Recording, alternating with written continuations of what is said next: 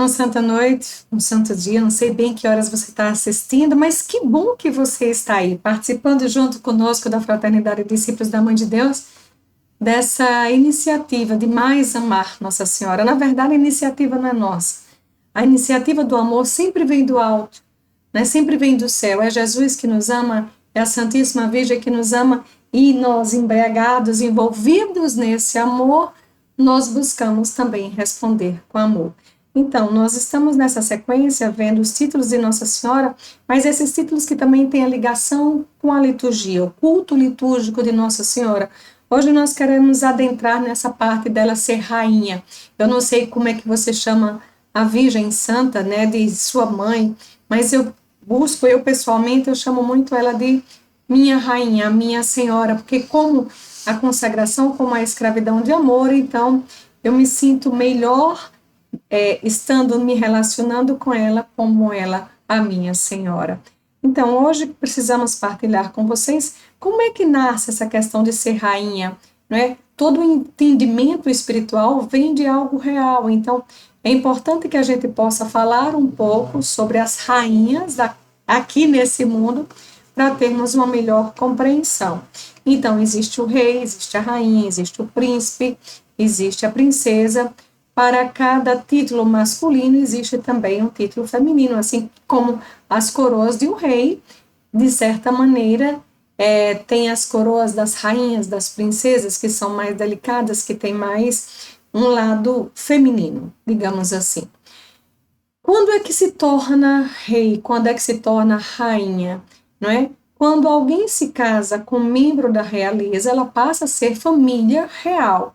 Mas não significa que todas essas famílias, essas pessoas que passam a fazer parte da família real, ela já tem a origem de uma família real. Lady Diana, nossa princesa, não é? Se tornou princesa de Gales justamente quando o quê? Quando casou com o príncipe Charles em 1981. Mas para se tornar rainha é algo a mais, não é só pertencer à família real, e é isso que a gente quer entender. Nós temos aqui a rainha Elizabeth. Quem seria o sucessor, não é? Vai ser justamente o seu filho, o príncipe herdeiro, primeiro na linha de sucessão, que aí a gente vai ter esse entendimento. Então, quando essa monarca morre, essa coroa passa para que um outro seja coroado. E aí, nessa linha de sucessão, nós temos justamente o príncipe Charles, que não estava mais casado com a princesa Diana, mas com a princesa Camila, e ela passa a ser, não é a rainha, mas rainha consorte. Por quê? Porque quer dizer que ela não vinha daquela estirpe, não é? Mas, ao mesmo tempo, ela é a esposa, ou então existe também o rei consorte, como uma princesa, a princesa não, a rainha antes, o esposo era chamado rei consorte. Então, costuma ser usado para mostrar que ela não tem a mesma soberania do marido e seus poderes políticos e militares, mas hoje é a rainha consorte do Reino Unido. Então, a rainha consorte, né, é quem vai assumir, mas vamos supor, o príncipe Charles morrendo, quem vai assumir é a rainha? Nesse caso, não. Aí vai olhar-se a linha de sucessão, justamente para ver quem seria o seu próximo filho. No caso do príncipe Charles, o primeiro filho, o príncipe William, ele é quem vai assumir. Então é dessa maneira, mais ou menos, que se porta. Quando nós vamos perceber a história do Antigo Testamento, a gente vai chegar no momento que Deus falava por meio dos profetas, aí vem os juízes. No tempo dos juízes, as pessoas começaram a pedir que houvesse um rei. Então, houveram 3 reis, digamos assim, inicialmente, do povo de Israel. Na sequência, os reis Saul, Davi e Salomão. O rei Davi não é filho do rei Salomão, porque foi feito da escolha, né? A escolha de Deus. O rei Saul houve, de certa maneira, também a eleição de Deus, mas o rei Davi foi aquele do coração de Deus, e o rei Salomão é filho do rei Davi. Veja só, antes não era, digamos, errado, pecado, que o homem tivesse mais de uma mulher, não é? Então, a poligamia era considerável, aceitável, ter mais de uma esposa, ou ter mais de um marido. Mas Por quê? Qual era o intuito? Qual era o objetivo? Que houvesse mais alianças, né? Políticas. Então, você tinha um reino e que você casava sua filha com o filho daquele outro reino, vocês passavam a ser aliança, e aí ia se tornando cada vez mais poderoso esses reinos, e aumentar também a descendência. Então, se diz que os reis, né, de Israel tiveram muitos filhos, em virtude de quê? Que tiveram muitas mulheres. Só que existiam as leis que vai proteger justamente para que tivesse uma, digamos, assessoria tanto às mulheres dos reis, como também os filhos que eram frutos desses relacionamentos. Tudo bem? Então vamos ver. O rei Davi, ele é escolhido por Deus, ele é ungido por Deus, ele recebe a coroa, né? Davi é coroado rei de Israel. E aí, o que acontece? Como existia poligamia, então ficaria muito difícil se escolher uma mulher. Por quê?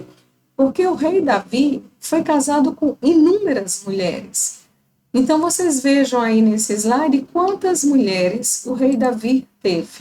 Quem seria então a rainha? Haviam várias mulheres, mas quem seria a rainha? E aí a gente vai entender que não teria como ter uma rainha como esposa do rei, porque justamente esse rei tinha diversas mulheres. Então, a gente pegando as passagens bíblicas, assim a gente também vai ter esse entendimento. Assim como Davi interveio para que Betsabé, a mãe de Salomé, conseguisse que seu filho sentasse no trono, não é? A mãe dali para frente vai ter todo um sentido de escolha do rei. Veja só, dentre tantas mulheres que o rei Davi teve, Betsabé praticamente foi uma das últimas. Mas é justamente desse fruto desse amor que o interesse aqui, digamos assim, não era alianças políticas e nem era para ter eleição, mas porque houve uma grande paixão, e foi o grande pecado do rei Davi, foi justamente essa mulher, porque ele cobiçou. Veja, a poligamia era permitida, mas não a traição no fato de você casar e desejar casar com a mulher de um outro. E no caso de Betsabé foi o que aconteceu, porque ela era casada com um dos seus soldados, o soldado Urias, tá bom? Então, mas é com essa mulher que ele vai ter um grande relacionamento. Então, o Antigo Testamento, a rainha não é a esposa do rei, mas é a sua mãe. Então, veja, depois que Davi vai suceder, né? Suceder não, depois que o rei Davi vai morrer, quem vai o suceder vai ser o rei Salomão. E aí sim, agora Betsabé vai se tornar rainha, não porque era a esposa do rei Davi, mas porque passa, não é, a ser rainha por ser a mãe do seu filho Salomão. Aí é bem interessante que ela era considerada rainha e houve uma cerimônia, na cerimônia de coroação. Então, quando essa mulher entra, o rei se levanta e dá a ideia de que os outros deveriam ter para com ela reverência, porque ela era a sua rainha. Houve um momento também que foi feito um pedido a Betsabé, e ela vai se dirigir ao rei Salomão para intervir naquela situação. E o que é que Salomão faz? Manda colocar um trono para a sua mãe, e ela senta-se à sua direita, né, e vai acolher o pedido de sua mãe. Então vocês percebam que a gente já vai vendo alguém, né, como um papel antecipado daquilo que a Virgem Maria vai fazer. Então, qual o comportamento de Jesus para com sua mãe? Não podia ser menor do que o próprio rei Salomão tinha para com sua Santíssima, para com sua mãe, né? Então, a realeza da Virgem Maria está pautado em quê? Na humildade dela, não é no poderio dela, mas na humildade. Cristo foi humilde e foi exaltado. A Virgem Maria vai responder: eu sou a serva do Senhor, e ela vai ser exaltada. O encargo materno, ela é rainha porque gerou o rei do universo, então ela vai ser rainha.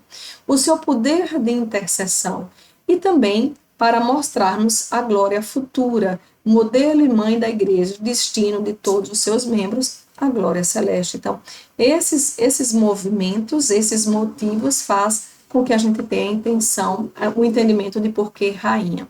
Então, quando o anjo anuncia a Virgem Maria, ele já vai dizer o quê? Salve. Salve era o quê? Era o cortejo, era digamos que a referência que se dava aos reis e rainhas. Salve, né? Tanto é quando os soldados estavam na crucifixão de Jesus, que pega a roupa, bota, né, bota a coroa, faz salve ao rei de judeus. A mesma situação aqui para salve a mãe do Senhor, né?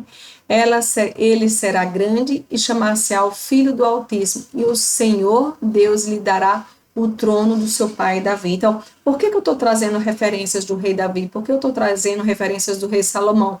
Porque justamente Jesus Cristo vem ocupar o cargo de quem? Do reinado de quem? Do rei Davi. É essa citação que vai nos dar cada vez mais encanto. A Virgem Maria, nós temos a festa da Assunção, ela é levada aos céus, mas ao mesmo tempo, depois de 8 dias, a gente vai ter a festa que a igreja vai proclamar também, justamente de quem? De Nossa Senhora Rainha. Jesus Cristo recebe. Entendamos que o rei Salomão, quando teve aquela festa de coroação, ele vai, se levanta e recebe a rainha e a coroa. Todos os reis da linhagem de Davi tinham uma rainha mãe, então a Virgem Maria é a rainha mãe. Se a gente for ver os costumes das abelhas, nós temos uma rainha mãe, é aquela que organiza a abelha mãe, né? Ela é rainha, Nossa Senhora, não por ser teoricamente isso ou aquilo, mas por ser mãe do rei. Cristo coroado na glória recebe Maria para coroá-la também em glória. Então vejamos aí, né? Nós temos esse mosaico que vai mostrar justamente os anjos que estão submissos a essa rainha e a Santíssima Trindade a coroando. Então, a festa foi intitulada de Santa Maria Rainha pelo Papa Pio XII, em 1954, a coisa mais recente, né? E ele intitulou, mas também ele organizou um documento para a igreja, uma encíclica, Rainha do Céu, onde ele vai mostrar justamente qual é a realeza, qual é a dignidade que essa mulher tem para assumir. E ele vai dizer que Maria é rainha mais do que qualquer outra criatura, em virtude da sua elevação, da sua alma e da sua excelência nos dons que foram recebidos por Deus. Então, meus irmãos, onde é que está a festa da Assunção? Logo na oitava, a festa da coroação de Nossa Senhora sendo rainha, logo na oitava da festa da Assunção, né, elevada ao céu, ao mais alto dos cargos. Então, se vocês forem buscar a missa, não é, vocês vão encontrar no missal, mas também existem missas votivas que fazem relação com Nossa Senhora Rainha. Aí nós podemos encontrar Virgem Maria, Rainha dos Apóstolos, Bem-aventurada Virgem Maria, Rainha do Universo, Santa Maria, Rainha e Mãe de Misericórdia, Bem-aventurada Virgem Maria, Rainha da Paz. Aqui nós vamos conversar um pouquinho sobre cada um deles. Então, Rainha dos Apóstolos. Por que nós podemos chamar Nossa Senhora Rainha dos Apóstolos? A própria liturgia das horas vai pegar uma homilia e vai trazer uma referência sobre Nossa Santíssima Mãe. Vai dizer assim, ó: convinha, na verdade, que a Virgem Mãe, para a honra de seu filho, reinasse primeiramente na terra e assim entrasse finalmente na glória do céu. Então, ela é rainha dos apóstolos. Os apóstolos estavam cada vez mais atentos ao que ela dizia, aos ensinamentos, quais eram os conselhos. A Virgem Maria precede, o teor mariano precede ao teor petrino. Por quê? Porque antes mesmo de ser constituído Pedro, a Virgem Maria já tinha sido eleita para ser a mãe de Deus. Entende? Então, a gente vai entender também que para cada festa litúrgica nós vamos ter as leituras, como é que acontece, e é bem interessante perceber, por exemplo, se aqui é a Rainha dos Apóstolos, então a antífona da entrada, a oração do dia, a oração sobre as oferendas, tudo vai ser relacionado também a esse motivo. Se está falando sobre os apóstolos, então tudo vai ser mais voltado. Então, por exemplo, a oração do dia. Ó Deus, que comunicasses o Espírito Santo aos vossos apóstolos, a orar com Maria, mãe de Jesus, concedei-nos por sua intercessão servir fielmente a vossa majestade e difundir pela palavra e pelo exemplo a glória de vosso nome, por nosso Senhor Jesus Cristo, nosso Filho, na unidade do Espírito Santo. E aí vocês vão perceber que a cada missa vai modificar algumas orações. A primeira leitura, qual que vai ser? Vai ser de Atos dos Apóstolos, qual vai ser o Salmo, qual vai ser o Evangelho, né? O Evangelho nessa memória aqui vai ser: mulher, eis aí o teu filho, é justamente João, quando ele dá João para a mãe, quando dá Maria para a mãe de João, mãe de todos os apóstolos. Vamos conversar um pouco sobre Bem-aventurada Virgem Maria, rainha do universo. Não é rainha do Brasil, não é rainha da América Latina, mas rainha de todo o universo. E vai colocar que todos vão render graças a elas, né? E rendem-lhe preito de vassalagem os anjos, os patriarcas, os profetas, os apóstolos, os mártires, os confessores, as virgens, todos os santos e todos os pecadores, tu e eu, né? Vai dizer a citação. Ela é rainha, senhora de toda a criação. E aí ela mesma é que vai dizer, né? Quando ela se encontra com Santa Isabel, vai dizer: todas as gerações me proclamarão bem-aventurada. Por quê? Porque não é só uma localidade, não é só um povo, não é só o tempo, mas todos vai proclamar a Virgem Maria nesse contexto. E como citação bíblica que vai nos dar respaldo para dizermos que ela é nossa rainha, Apocalipse 12, apareceu em seguida um grande sinal no céu, uma mulher revestida de sol, a lua debaixo dos seus pés e na cabeça uma coroa de 12 estrelas. Santa Afonso Maria de Ligório vai dizer que são as glórias de Maria, os privilégios que ela tinha, né? Então, com a humildade da Santíssima Virgem, ela esmaga a cabeça da serpente. Qual o relacionamento dela com a Trindade Santa? Filha de Deus, mãe de Deus, esposa de Deus. Então, temos como considerar a Virgem Maria como essa rainha. O Pai, o Filho e o Espírito Santo coroam como rainha do universo. Então, mesmo que você diga: eu não concordo, Deus faz isso, Deus coroa, Deus nomeia, Deus declara, tá certo? Então, quando nós estamos buscando essa festa, de uma forma de festejar esse título, Rainha do Universo, nós vamos perceber que existe partes específicas. Eu vou ler agora para vocês o prefácio. Senhor Pai Santo, Deus eterno e todo-poderoso, é verdadeiramente nosso dever e nossa salvação dar-vos graças sempre em toda parte, pois vós, misericordioso, justo, dispersais os soberbos e exaltais os humildes. A Cristo vosso Filho, que voluntariamente se humilhou até a morte de cruz, vós o colocastes à vossa direita, coroado de glória e esplendor como Rei dos reis e Senhor dos senhores, e a Virgem Maria, que humildemente quis chamar-vos serva, pacientemente suportou a ignomia da cruz do seu filho. Vós a exaltastes sobre os coros dos anjos, para que reine gloriosamente com Cristo, intercedendo por todos os homens como advogada de graça e rainha do universo. Por isso, com a multidão dos anjos que adoram a vossa majestade e se alegram eternamente de vossa presença, proclamando vossa glória, cantando e dizendo a uma só voz. Bom, aí continua a celebração da missa, mas eu quero que vocês percebam que existe sempre esse entendimento de atrelar na liturgia, não é, a conhecimento de Nossa Senhora. Como é que você conhece Nossa Senhora? Participando das missas, né? Vendo como se celebra, vendo as partes da missa, estando atentos, cada vez mais nós vamos ter esse entendimento. Santa Maria, Rainha e Mãe de Misericórdia. Como é que surge esse título, né? Como é que surge essa grandeza de olharmos para Nossa Senhora e clamarmos? Veja, Antigo Testamento, Rainha Esther, uma das prefigurações de Nossa Mãe. Rainha de Misericórdia, Mãe de Misericórdia. O que a gente olha tanto? A benevolência, a dignidade real de Maria, que realiza a figura da Rainha. A Rainha Esther vai transbordar isso.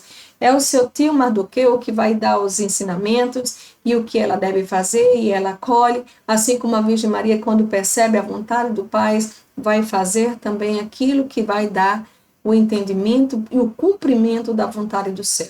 Rainha Clemente, que acolhe a todos que se refugiam junto dela. Nossa Senhora, Rainha dos pecadores, não é?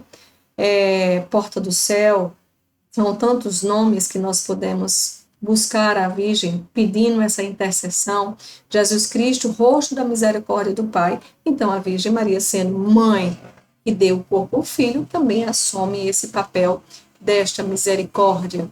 Então, lembramos, se o Salomão tinha todo o caráter de acolher sua mãe, se o próprio Rainha Esther vai encantar o rei e através dos seus encantos é capaz de fazer pedidos e o rei diz que vai dar aquilo que for solicitado, a Virgem também, Maria também. Então, por isso que nas celebrações litúrgicas de Nossa Senhora, vai ser colocado algumas delas o Salmo 44, que é o Salmo de quê? De Esther. Ouve, filha, vê e presta atenção, esquece o teu povo e a casa do teu pai. Por quê? Porque ela deveria estabelecer agora a salvação do povo todo. Então, ela teve que deixar os seus para ir buscar lá na frente a salvação. Lembrando-se que o rei acolhia a fé, mas que Esther não fazia parte do seu próprio, ela era da parte dos judeus, não é? E aí vai ser feito um mandado onde ele deveria matar os judeus, e ela vem justamente pedir para o seu povo, e ele atende. Nossa Senhora, ela está presente naquele momento das bodas de Caná, assim também como em outro momento, quando ainda Betsabé, a mãe do rei Salomão, também foi feito um pedido a ela em relacionamento de pessoas que queriam se casar. E agora aqui é bodas de Caná, também é um casamento e vai haver essa intercessão. Então a gente pode fazer esse elo. E a misericórdia, quando Nossa Senhora se encontra com Santa Isabel, que vai dizer o Magnífica, né, vai celebrar justamente isso. Ele vai dizer que é o Deus de misericórdia, que esse Deus de misericórdia pode muito fazer. Aí a gente chega também aqui na celebração da Rainha Mãe de Misericórdia. E a gente pode entender, por exemplo, a oração pós-comunhão. Restaurados pelo alimento celeste, dai-nos, Senhor, nós os rogamos exaltar sempre com a Virgem Maria a vossa misericórdia e experimentar a sua proteção, pois proclamamos Rainha clemente para com os pecadores, misericordiosa para com os pobres, por Cristo nosso Senhor. Então, normalmente, essas leituras sempre vão estar relacionadas ao título que ela vai colocar. Por fim, bem-aventurada Virgem Maria, Rainha da Paz. Por que nós chamamos, como é que acontece isso tudo? Essa imagem eu nunca tinha visto, mas é o nosso Senhor, Rei da Paz, que vem exterminar as guerras, acabar com as guerras, né? Dado a estreita relação da Virgem Maria com seu filho, que é o príncipe da paz, então ela vai ser essa mulher Rainha da Paz. O Papa Bento XV, em 1917, em plena Primeira Guerra Mundial, acrescentou esse título à ladainha de Nossa Senhora, Rainha da Paz, pedindo para que a paz acontecesse. Então, esse mistério da reconciliação, vai haver também a cooperação da Virgem Maria, que leva as pessoas a se reconciliar com seu filho, e o filho, consequentemente, leva a reconciliação com o pai. Então, muitas vezes nós estamos passando por momentos de tribulação, de agonia, né? De decisões a serem tomadas, e isso muitas vezes acarreta de eu ter que deixar algo, ou ter que buscar algo, e a gente fica meio inseguro, e aí é nesses momentos que a gente deve dizer, Mãe Santíssima, Rainha da Paz, olha por mim, olha pelos teus pecados. E aí São José Maria Escrivá, ele vai dizer assim, enche-te de segurança, nós temos por mãe a Mãe de Deus, a Santíssima Virgem Maria, Rainha do céu e do mundo. Rainha da Paz, rogai por nós. Então, se nós temos essa mulher rogando por nós, então, com certeza, as guerras vão cessarem, né? Os tumultos vão acabarem. A gente tem a história de Nossa Senhora, né? Lepanto, os tantos combates que houveram durante a história, que a Virgem Maria foi clamada e escutou as súplicas daqueles e houve a proteção e socorro da Mãe de Deus para os soldados cristãos. Tantas vezes aconteceu. Na liturgia, e Nossa Senhora, Rainha da Paz, o que é que nós podemos pegar? Vamos pegar a oração do dia, né? Ó Deus, que por vosso Filho unigênito quisestes dar com abundância a paz aos homens, concedei por intervenção da sempre Virgem Maria, a desejada tranquilidade aos nossos tempos para, na paz, formarmos uma só família e permanecermos sempre unidos pelo amor fraterno por nosso Senhor Jesus Cristo, vosso Filho, na unidade do Espírito Santo. Amém? Então é esse o trajeto que acontece. Nós temos uma belíssima oração no final do texto, né? Rainha da paz, salve Regina, salve Rainha. Então, salve Rainha, Mãe de misericórdia, vida, doçura, esperança nossa, salve. A vós bradamos, degredados filhos de Eva, a vós suspiramos, gemendo e chorando neste vale de lágrimas. É a alma aflita. Eu estou aflito aqui, por isso que eu estou clamando essa rainha. Eia, pois, advogada nossa, esses vossos olhos misericordiosos a nós volvei, e depois desse desterro mostrai-nos Jesus. Bendito é o fruto do vosso ventre. Aí aqui, São Bernardo de Claraval acrescentou, essa oração de Salve Rainha já existia, ele acrescentou, ó clemente, ó piedosa, ó doce sempre Virgem Maria, rogai por nós, Santa Mãe de Deus, para que sejamos dignos das promessas de Cristo. E é bem interessante que ele vai fazer esse complemento, né, clemente, piedosa e doce, e aí Santo Afonso Maria de Ligório vem exemplificar ou reiterar o dizer de São Bernardo de Claraval. E veja como é que ele colocou: clemente com os miseráveis, né? São Bernardo teve entendimento, piedosa com os que invocam e doce com os que amam. Santo Afonso foi além. Ele disse que vai ser clemente com os penitentes, vai ser piedosa com os que progridem na virtude, e ela vai ser doce com os que chegaram à perfeição. Veja só, né? Existe uma ascese espiritual dos fiéis de Santo Afonso em relação a São Bernardo. E ela vai ser clemente como? Livrando dos castigos, vai ser piedosa acumulando de graças, e vai ser doce dando-se a quem a busca. Esse é o posicionamento. Eu não sei se você, quando foi criança, você de repente já fez a coroação de Nossa Senhora, né? Mas ao mesmo tempo, coroar Nossa Mãe com flores, coroar com pérolas, coroar com que presentes nós podemos dar. Lembrando, ela é a Rainha do Universo, ela é essa Rainha da Paz, de toda misericórdia.